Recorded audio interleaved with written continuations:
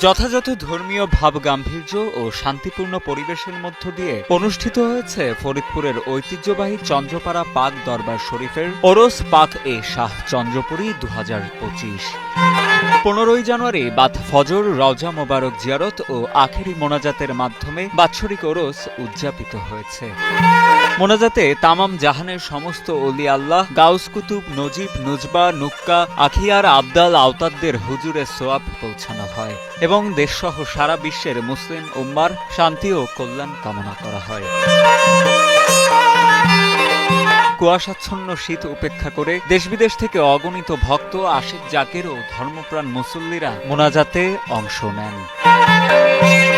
চন্দ্রপাড়া পাক দরবার শরীফের প্রতিষ্ঠাতা পীর জামানার মোজাদ্দেদ হজরত মাওলানা শাহ সুফি সৈয়দ আবুল ফজল সুলতান আহমদ চন্দ্রপুরী নকশবন্দি মোজাদ্দেদি রহমতুল্লাহি আলাইহি পীর কেবলাজানের বেসালত উপলক্ষে অনুষ্ঠিত আরসে আগের দিন থেকেই দূর দূরান্ত থেকে ভক্তরা দরবার শরীফে আসতে থাকেন। মঙ্গলবার বাদ জোহর থেকে পবিত্র কোরআন তেলাওয়াত, মিলাদ শরীফ, কিয়াম শরীফ, জিকির আজগার ও শরীয়ত তরিকত সম্পর্কিত ওয়াজ মাহফিল অনুষ্ঠিত হয়। দরবার শরীফের গদিনশীন পীর মোফাজ্জেরে কোরআন হযরত মাওলানা শাহ সুফি সৈয়দ কামরুজ্জামান নকশবন্দি মোজাদ্দেদি আল আওসি আখেরি মোনাজাত পরিচালনা করেন।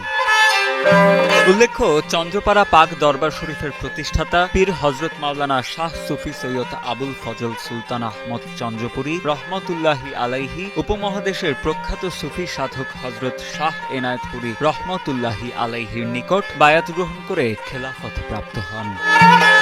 পরে তিনি ফরিদপুরের সদরপুর উপজেলার আড়িয়াল খাঁ নদীর পাড়ে চন্দ্রপাড়া শরীফ গ্রামে চন্দ্রপাড়া পাক দরবার শরীফ প্রতিষ্ঠা করে তরিকায়ে নকশবন্দিয়া মোজাদ্দেদিয়ার দাওয়াত প্রচার করতে থাকেন।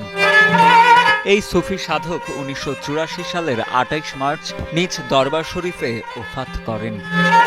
বর্তমানে তার একমাত্র পুত্র মোফাজ্জেরে কোরআন হযরত মাওলানা শাহ সুফি সৈয়দ কামরুজ্জামান নকশবন্দি মোজাদ্দেদি আল আওসি দরবার শরীফের গদিনশীন পীরের দায়িত্ব পালন করছেন।